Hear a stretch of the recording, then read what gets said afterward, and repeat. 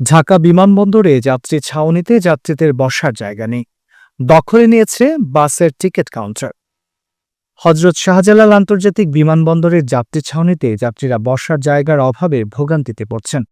ছাউনির প্রায় পুরোটাই দখল করে বসেছে বিভিন্ন বাস কোম্পানির টিকিট কাউন্টার, যার ফলে বিমানবন্দরে আগত ও প্রস্থানরত যাত্রীদের ঘণ্টার পর ঘণ্টা দাঁড়িয়ে থাকতে হচ্ছে। বিশেষ করে যারা বিমানবন্দর থেকে বাসে করে দেশের বিভিন্ন জায়গায় যেতে চান, তারা টিকিট কাটার সুবিধা পেলেও বসার মতো ন্যূনতম সুযোগ পাচ্ছেন না। অনেকে লাগেজ নিয়ে দাঁড়িয়ে থাকতে বাধ্য হচ্ছেন, আবার কেউ কেউ ফুটপাত বা আশপাশের দেয়ালে হেলান দিয়ে বিশ্রাম নিচ্ছেন। স্থানীয় যাত্রীর অভিযোগ, টিকিট কাউন্টার বসানো ভালো, কিন্তু পুরো ছাউনিটায় কাউন্টার দিয়ে ভর্তি।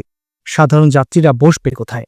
এ বিষয়ে কর্তৃপক্ষের কোনো সুস্পষ্ট নীতিমালা না থাকায় সমস্যাটি দিন দিন তীব্র হচ্ছে। বিমানবন্দর ব্যবস্থাপনা কর্তৃপক্ষ জানিয়েছে, বিষয়টি তাদের নজরে এসেছে এবং খুব শিগগিরই প্রয়োজনীয় ব্যবস্থা নেওয়া হবে।